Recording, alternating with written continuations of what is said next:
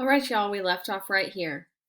He exchanged greeting sniffs with the Indian dogs, and he sometimes chased them playfully. When he accompanied Shannon or York or Coulter Indian villages, Seaman loved to play with the children. He crouched close to the ground and wagged just the tip of his tail so that the children would not be afraid to approach him. Trappers as well as Indians came to Fort Mandan to visit. The captain spent long hours chatting with the trappers, trying to learn about landmarks farther up the Missouri River. They sketched maps based on the trappers' accounts. The captains asked questions about the Indian tribes who lived out west, about their languages and customs, and about how they felt about whites. Lewis and Clark took notes on everything they heard. One of the trappers was Toussaint Charbonneau, a 46-year-old French-Canadian living with the Hidasta Indians. He spoke the Hidasta language as well as the French and some English. He had Indian wives who knew the language of the tribes living further up the river. Charbonneau offered to come along on the expedition as an interpreter. He even offered to take one of his wives to help translate. The captains were interested in Charbonneau's offer, but they wanted to get to know him before deciding to hire him. Charbonneau's wife made their first visit to the camp on November 11th, when the fort was being built. They bought 4 buffalo robes to the captains. Both wives were teenagers from the Shoshone, a tribe that lived nearby the Rocky Mountains. The 2 girls had been captured by the Hidassite Indians in a raid, and Charbonneau had purchased both of them. One of Charbonneau's wives was a slender young woman with braids down her back. Her swollen stomach showed that she was pregnant. She introduced herself as Sacagawea, a Hidassite word that meant bird woman. After delivering the buffalo robes, Sacagawea watched the men building the fort. Her calm, gentle manner attracted Seaman. Sacagawea seemed frightened by the big dog, but George Shannon reassured her by telling Seaman to sit by the stroking of the dog's head. Sacagawea smiled, and then she held out her hand for the dog to smell. Seaman licked her fingers, then nudged her hand so that she would stroke his fur. Sacagawea giggled. She looked at Shannon and made the Indian sign for bear. Shannon laughed and she said, "I guess Seaman doesn't look like a bear cub. He's as gentle as a kitten." Sacagawea opened her pack and broke off a piece of dried fish. She held it out for Seaman, who gently took it from her fingers. When the dog did not jump up or bark for more tidbits, Sacagawea knelt and looked at his rich brown eyes. Then she turned to the other Hidassite teenager and spoke in Shoshone. She said, "I think this dog has better manners than many men," and both of the young women grinned. Temperatures were dropping rapidly. November nights on the northern plains were long and terribly cold, but even the freezing darkness brought new wonders.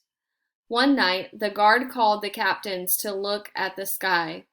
What they saw astonished them. The whole sky had become a vast painting. Streaks of glowing light, brilliant whites, gleaming green, formed perpendicular columns that seemed to float across the deep black backdrop. The natives had often seen the northern lights, but the explorers were astonished by their splendor. During November, lots of snow fell. The men stammered their feet as they worked to keep warm. Their fingers grew stiff, so they stopped to warm them under their coats. Every few minutes they brushed the snow from their hats before it could melt and run down their necks. But Seaman loved the snow. He romped playfully as it fell. Sometimes he stretched out on the ground, letting the white flakes collect on his fur until it looked like a big white boulder. As soon as one of the men whistled, Seaman jumped up, flinging the snow into a blizzard around himself. Fort Mandan was complete enough by November 21st for the explorers to move in. The men eagerly carried their supplies into the wooden huts, relieved to have a shelter against the bitter winter weather. By the end of November, 13 inches of snow lay on the ground. The rivers froze, and the explorers and the Indians could walk across the ice safely. The men put the finishing touches in the fort in December. On the 17th of December, the captains recorded the temperature of 45 degrees below zero. None of the explorers have ever experienced such cold weather. Hunters returned with frostbitten toes and noses. Lewis treated the frostbitten skin by soaking it in cold water. Afraid the night guards might get severely frostbitten, the captains ordered the guards to work in 30-minute shifts. After the fort was completed, the men had plenty of other work to occupy their time. They hunted and tanned hides to make clothing and footwear. They built wooden sleds to carry supplies across the frozen ground, and they felled big cottonwood trees to make dugout canoes for the rest of their journey. The work kept their bodies in shape and prevented them from becoming edgy with boredom. But winter at Fort Mandan was not simply hard work. It was time to trade and visit with the Indians, a time to learn about each other's ways. Hunting parties went out, often spending several days at camping in sub-zero weather. Sometimes the explorers and the Indians hunted together. Although the white men expected to have the advantage in hunting because of their rifles, they found themselves bested by the skilled Indians with their bows and arrows. Riding bareback, the Indians controlled their speedy horses with their knees. The explorers were amazed that the Indians could aim their arrows accurately and shoot forcefully while racing their stampeding buffalo. As snow blanketed the grazing lands, game animals became scarcer and leaner. Hunting was even more difficult because of the wolves that ravenously attacked and killed game before the hunters could dismount. Coulter refused to take seamen along the winter hunts because he worried about the dogs trying to defend their meat and getting ripped to shreds by starving wolves. Seaman didn't mope when the hunting parties left him at the fort because visitors aplenty crowded into the enclosure. In fact, so many Indians camped in the fort that the men complained about them getting underfoot. Seaman padded from building to building, collecting hunks of dried meat from the Indians and warm tidbits from the cooks. He settled down inside the doorways and perked his ears up as he watched people come and go. The Indian visitors came from Fort Mandan to trade, visit, and observe the lifestyle of the white men. As the explorers worked, the Indians learned about thermometers that read temperatures. When the Indians peered through an object called a spyglass, they were surprised to see tiny pine cones on distant trees. The Indians watched curiously as explorers scribbled on the sheets of writing paper. The commonplace details of the explorers' everyday lives, as well as their fascinating tools, amazed the fort's visitors. The captain settled down to hear their own work, the tasks of recording the information gathered so far. Seaman often dozed in the small room where Lewis wrote pages and pages. He listened to Lewis's quill pen scratched on the neat lines of cursive. In spite of the dim light provided mainly by fires and candles, Lewis sat for hours and hours hunched over his writing desk. He described what the explorers had seen and encountered. He recorded where they'd gone and what supplies they had used. He wrote about the Indians' custom and his own ideas for trading with the tribe. Sometimes Seaman brought a stick or a pine cone inside Lewis's quarters. He would lie down his toy, resting on the paws, and watch Lewis's hand move across the pages. After a few minutes, Seaman would get up and bring the toys to Lewis. If Lewis ignored him and kept whiffing, Seaman might nudge Lewis's hand. Lewis would say, "No, Seaman, not now, I'm working." But when he looked up, he saw Seaman gazing at him with such hopeful eyes that he often changed his mind. "All right, Seaman," Lewis would grin. "I needed to get up and stretch my legs, but I'm only going to play for a few minutes. Get it?" Lewis said, tossing a toy for Seaman to retrieve. As the winter months wore on, the expedition stores of meat ran low. The explorers began to depend on the Indians' dried corn. At first, the Mandans gave away their corn or traded it for trinkets, bits of cloth, metal, fish hooks, some face paint. But when the Indians realized how much the explorers needed the food, they drove for harder bargains. Of course, the expedition could not afford to part with all the trading goods since there was a long journey ahead. Finding a reliable winter food supply had become a major problem. The problem was solved when the Indians noticed one of the explorers working at a blacksmith forge. John Shields had set up a forge to repair some of the expedition tools.